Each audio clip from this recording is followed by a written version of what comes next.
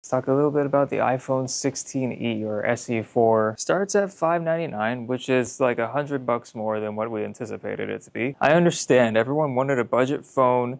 This isn't exactly budget. 60 hertz for a $600 phone. Yeah, that hurts. If I'm honest, most people don't even notice. It's not the end of the world. It's a kick in the face, but it's like, whatever. You're paying to get the iPhone experience. 48 megapixel camera. I was thinking it was going to be $500. And I was like, that's for Apple? That's pretty impressive. $500 phone, 48 megapixel camera. Now it's 600. And I'm like, okay, yeah, you kind of have to do that. So like, yes, it is nice. But I mean, if you hadn't done that, that would have been awful. But it has a better battery than the 16. That's crazy. Are they not just going to kill the 16 line by releasing this 16e? That's probably the best you're going to get from Apple in a while. Like, it is literally a 16 without the camera control button, without a dynamic island, and without a essentially ultra wide lens. I don't know if that's detrimental to many of you, but I don't personally use the ultra wide on any iPhone I've ever owned, outside like the occasional good shot of a really pretty flower. If you use it, obviously that's going to be a bit of a hit to you because you can't take macro photos. But again, these are sacrifices you're making to pay $200 less on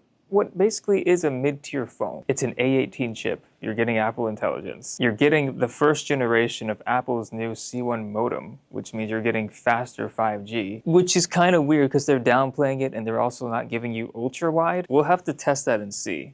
I'm not going to pretend to claim like I know how big of a difference that makes. I just need to go put my SIM card in it and try it out. I don't know why they're putting it in this phone. I think they just needed to add something to be like, oh, and this is exclusive to this phone. So if you want exclusivity, because every Apple user does, here you go. Take a look at them side by side, okay? That's weird. I don't understand how all that makes any sense to the marketing team at Apple. Like, let's give them a 16, but take away a camera and a control button that everyone fucking hates. Let's also take away dynamic island and MagSafe, just because we have to make it budget. But then to extend the battery life and give it the current chip, I don't understand what part of them thinks, yeah, we're gonna sell a lot of iPhone 16s after this. Even like base model 17s for that matter. This is a new chip that has all of Apple's current features, and Apple Intelligence is gonna continue to be updated. This phone's gonna continue to get those updates. So why would you ever upgrade it from this phone to a 17? They just like f themselves with a good product. The iPhone 16's been out for what?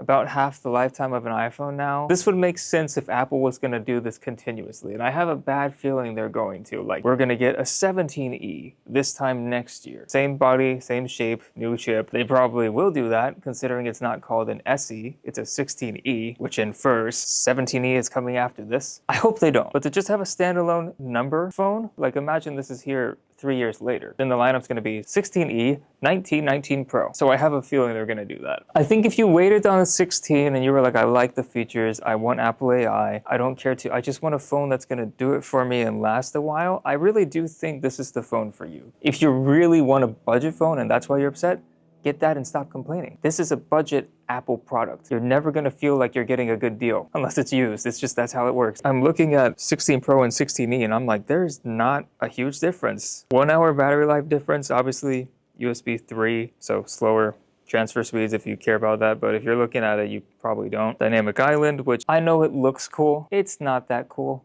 It's just not. And who knows, maybe they'll find a way to integrate certain dynamic island traits to the notch now. There's no reason they can't have a dynamic notch. No macro photography, obviously, because you don't have anything but one camera. No camera control, which is whatever. Not an 18 Pro chip, but 18 chip. I don't understand. I think they just killed their entire 16 line. I mean, I get it. You know, have 3 tiers. Eco, main line, Pro line. I was hoping that Apple would make an SE so that it's like the previous SE, 4 years or so of just the same phone, doesn't change. That's it. It's good. It's gonna be good until they update it, which was now. It is what it is. I don't know. I have mixed feelings because personally, I really like that phone. I think it's cool. I think the price is an Apple price. It's normal. I mean, yeah, it sucks.